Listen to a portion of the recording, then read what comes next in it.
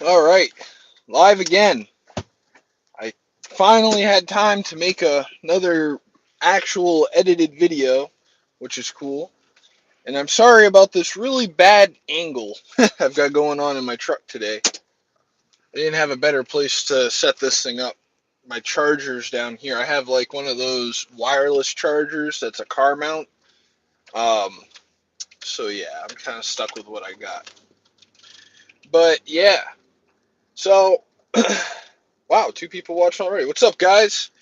I just wanted to come and talk to you guys real quick about situation I just had to handle with a customer who didn't pay his bill as agreed. Thanks for the likes, guys. Um, and let me know if this Bluetooth headset is giving you any good audio or if it's not very good. I have no way to know. It's my first time trying to do this way. But yeah, I had a customer who didn't pay his bill as agreed, and I had to handle it. And I'm going to tell you exactly how I handled it. And if you're in this business or you're thinking about getting in this business, this could be some really good information. Hey, Jake, thank you very much. Sorry about the shake. This little mount ain't working as good as I was hoping. Anyway, I'm just going to hold it. So, anyway, this guy, I'm not going to give out too much information because I don't want to make him feel bad any worse than he already probably does. Um, so I'm not going to give out like the specific car or anything like that or who exactly it was. But essentially, um, he didn't pay me as agreed. He kind of, for lack of a better word, dicked me around for weeks on the car thinking that I don't know, he was just going to wear me down and get me to just let him take it for a cheaper price. He started off, he only owed me about $200, which you wouldn't think would be too big of a deal. And then every day it was another story and all that. Don't worry, I'm not going to crash. I'm actually holding it in such a way that it's not too distracting, honestly. Normally I have a mount on my windshield, but one of the cups is broken on it, so I was trying to use my other mount, but it was shaking around way too much. But I'm not hardly looking at it. I can just kind of see it out of the corner of my eye. Um, but yeah, he was supposed to pay, $200, dude. That was it. And then he was just, screwing me around and screwing me around. And, I finally said, listen, man, if you don't pay for this soon, I'm going to start charging you storage on this car, which I'm entitled to do. Um, I think that the maximum amount that I'm allowed to charge is like $35 or $45 a day. I can't remember exactly what it is. It's different because I'm not a tow company. I'm a mechanic, so I can. The limits are weird on it, but basically, like the maximum bill I'm allowed to charge is 1,000. For like a lien, and like there is like a limit on what I can charge for the storage for it. And I wasn't charging them that much. I was charging them something like $25 a day. But I just really wanted to get rid of this, guy, But he ran it up, and then, I had to do a couple other things. I had to move it and everything else. And long story short, I filed the lien at about 870 some odd dollars, something like that, because of all the time it took me to do the paperwork and everything. I figured I wasn't really sure because it was the first time I've had to do this. I've never had, this was the first customer, honest to God, that I've had since doing this as my own business that hasn't paid me as agreed or that didn't work something out with me in some way, like to make a little payments or something. This guy didn't want to even make a payment. I mean, guy just had no respect. And he finally, like, the only reason why I even did it, even after all that, was he pretty much told me to, F off. I don't want to say the whole word because we're on YouTube and, all that demonetization thing. Even though I'm not monetized, I don't want to, hold back anybody from being able to watch this. So he told me to F off, and he called me a couple other curse words, and I never did anything wrong by him. He never picked up his car. He never paid me. Um, so, hey, don't worry about it, Jake. It's not your fault. So anyway, that happened over the weekend. So finally, I've been in possession of the car over 30 days. Actually, more like 50 days. So I was well within my rights to file the lien. The car wasn't even ever registered in my state. So I'm in the state of Virginia, so I can kind of tell you about the way that this process works now that I've done it one time. And by no means am I an expert on the matter, but my experience might be able to at least give you some insight. So essentially, what happened is the car was never registered in my state. So what I did was I brought in my original estimate, which I have signed estimates from almost all my customers, unless they're a repeat customer that, you know, I know is good for it. Anybody that's off the street, I get them to sign an estimate in writing. So I had that with a date on it that showed the day that I took possession of the vehicle. And then I had to show the paper from my federal ID number. So, like, when you're filing your taxes and it asks you for your employer identification number, I have one of those numbers for my company. And I brought that in as proof that, I was a legitimate company that was able to file for this lien on the title. And because you can't just go in there as an individual, right? Like, you can't just get mad at your brother or sister or your girlfriend or boyfriend or whoever and file a lien against them and get the title to their car. You got to prove to the DMV that you are a business that has the right to file these types of liens. And so I brought that in to prove that and to prove that my business existed in the state of Virginia. But I think they can look that up without that paper, but I wanted to be sure that I had that from the IRS. So I brought that. I brought in the invoice and the estimate to show the dates of everything. And after that, you have to fill out two forms if you're in the state of Virginia. You've got to fill out what's called a VSA 41 form, and that's your mechanic storage lien. So this paper is only good if you are a towing company or you're a mechanic shop. You can't do this if you buy a house and somebody leaves a car in your yard. No, you got to be a shop like that. You got to have a business like that, and you have to be registered with the SCC and all that to do this. So you fill out the VSA 41 form, and then you have a choice. You can, if you just do the VSA 41 form, if the car is under $3,000 NADA clean trade-in, which this was, then all they do is they do a search, a vehicle information search. Basically, they look to see who the last registered owner is and what their address on file is. And if they find an address on file, then you got to send certified mail to that address to the last registered owner that you intend to move forward with a mechanics or mechanic storage lien. And then you have to put in there what they have to pay. Now, unfortunately, the state of Virginia has a limit on that for a mechanic. It's only like $1,000, and it's even less if you're a tow company. It's like $500. You cannot lien out their car more than $500 if you're an impound lot, which is crazy to me. Now, I don't know if that is different if it's like a police impound or that kind of thing, but for like just in general towing terms or mechanic terms, those are the limits. Which luckily this was well below that limit. But yeah. So I wanted to err on the safe side. This guy put me through so much trouble and I spent so much time gathering up this paperwork and filling it out. It's a solid 5 to 10 pages to do it the way I did it. So, and I had to, it takes time, so you do that. Pay the $10 to do that search, the title search thing. If it comes back, you send a certified mail. You give them like 10 days to respond or whatever. And then if you plan on auctioning it, I think you're supposed to post in 3 different places where you intend to auction it.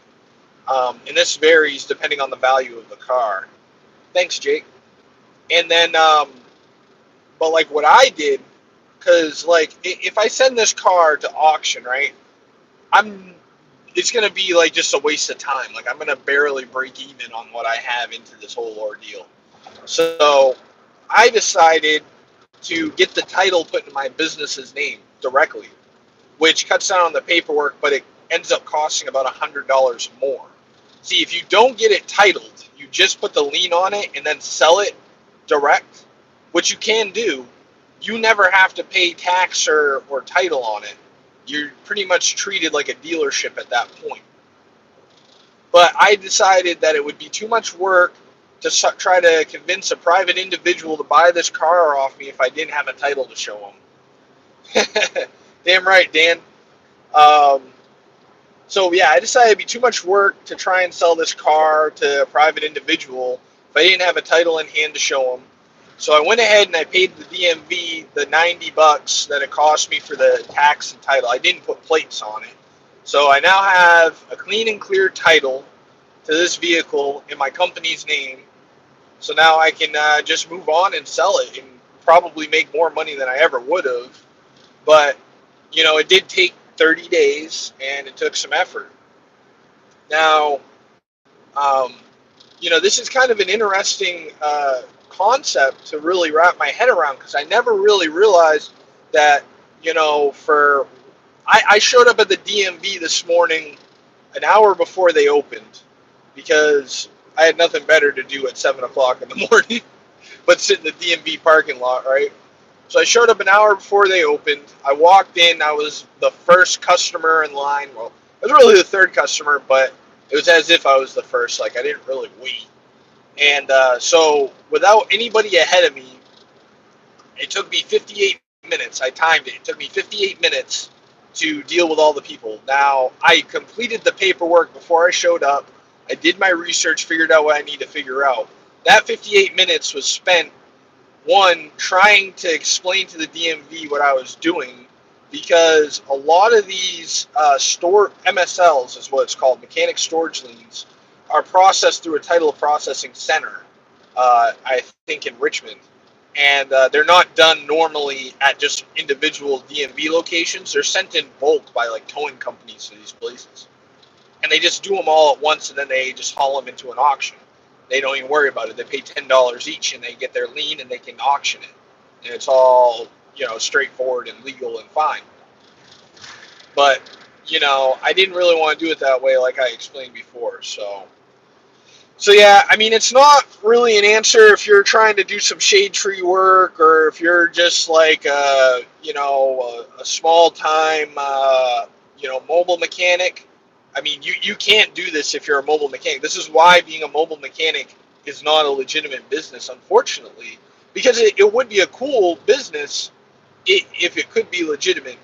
But the problem is one, my insurance company won't cover me to do mobile work. So I always find it odd when I see these guys with stickers on the sides of their trucks saying mobile automotive work. My insurance company will cover me if I'm like on like a construction site or something similar to that, but they won't cover me if, like, to work on your car in your driveway. If something bad happens and that car falls off a jack and runs in the side of your house, I got to pay for that out of my pocket. Whereas if something bad happens in my shop, I'm totally covered by my insurance. And that's just not a risk I'm willing to take. Plus, the money's not there. So I always wonder whenever I see these guys talking a big game, like there's some real deal mobile mechanic, like how they do it, like where they get the insurance for it and how much that insurance must cost. Because you got the cost of, you know, you have a garage keeper's policy to do this, but if you don't have a garage to put on your garage keeper's policy, I don't even know where you start. Then you go to your insurance company and you tell them what you're trying to do. Then they won't. Then you got to put commercial insurance on the truck, and then they know if you're a mobile mechanic, you're gonna be driving all over hell and back. I can't imagine any of that's cheap. So I wonder if these guys just run without insurance at all, or how they do it. I mean, otherwise, there's not really anything illegitimate about it. But the other problem is if somebody doesn't pay a mobile mechanic, they can't file a mechanic's lien because the vehicle has to be in your continuous possession for 30 days to get your lien. So if you're a mobile mechanic and you're working on that thing in somebody's driveway, and let's say you say pay me half up front and pay me half at the end, you do all the work, for half, and then you get done, and you say, okay, now give me the other half. That person can just tell you to pound sand, and there really wouldn't be anything you could do about it. You could take them to court, but you couldn't like that's a process, right? You can't just, you know what I mean, like snap your fingers like I did, like I can withhold the car from them until I'm paid. That's well within my rights. If they report it stolen, the police, and the police come, I just tell them what's going on. They mark it as a civil matter and take it off their list. It's not a problem at all. I just show them my invoice. Whereas, you have that thing at somebody's house, you're over, man. Good luck. Good luck taking that to court. So I don't know. But then again, this is the first customer that's really tried not to pay for me. So, maybe it's not as big of an issue as I'm making it out to be. Maybe the majority of people are pretty good about it, or maybe mobile mechanics just get their money up front. I don't know how they do it. I wouldn't even bother. I don't think the money's there. I don't think those guys, just hearing what they charge compared to like what I can make in my shop, I'm already making more than those guys per hour.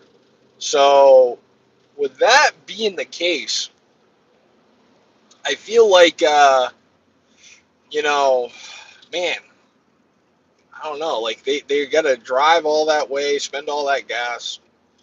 So yeah. Anyway, if you guys found this video useful, give it a thumbs up. I appreciate everybody watching. I'm surprised so many people were interested in this subject this early on a Monday morning. What do you do if they steal the car back? That's a good question. So a lot of shops have a fenced-in area. If they have a customer that doesn't pay, they'll put that thing in the fenced-in area. So, they could still steal the car back, but at that point, that becomes a matter of theft because, it's no longer a civil matter. So it's an unpaid invoice and they break through your fence. That's a whole other trespassing charge and everything. Some places will just keep it indoors when they're not around to prevent that. When I worked up in Maine on like heavy equipment type stuff, there was a couple of ways that they would do that. A lot of the guys that they had trouble with had trailers, like big chip trailers or pulp trailers, and those trailers have a pin, a fifth wheel pin. And there's a way to lock that pin. It pretty much is like a big, it looks like a cheese wheel almost, and it fits around the pin and has a key.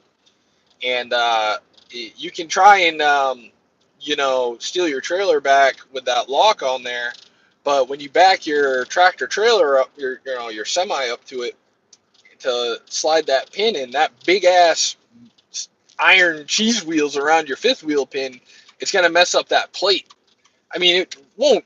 It's not like a guarantee that it's gonna mess up that fifth wheel plate, but it can do some damage for sure, and it can also damage the pin box. It can bend that pin box up. So there's a couple of issues with that situation. And then like there's other ways you can disable the car, you can pull batteries out, you can do a couple of things.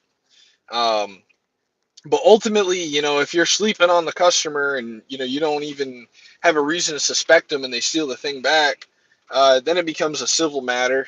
You're gonna have to take it to court and fight it.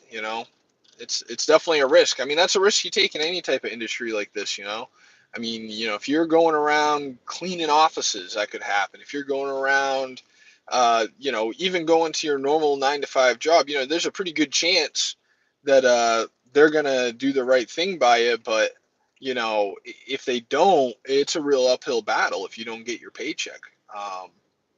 As a matter of fact, that happened to me before. I worked for somebody on the books, and everything was all legitimate, and they scammed me out of a whole week's pay. Um, and they're really ultimately like I complained to the Bureau of Labor, but it's my word against theirs. As a worker, believe it or not, it's actually kind of not really weighted very well to the worker, if they don't use like a company like ADT to keep their time.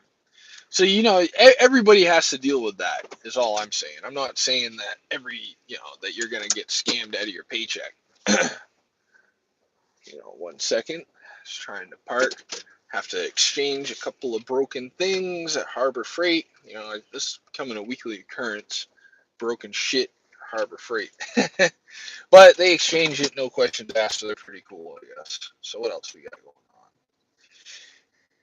on? So yeah, man. Uh, so yeah, everybody. If anybody's got any other questions, you can go ahead and get those in real quick. But in the meantime, like I said, if you like this video, if you found any of this information useful, hit that thumbs up button, hit the subscribe button.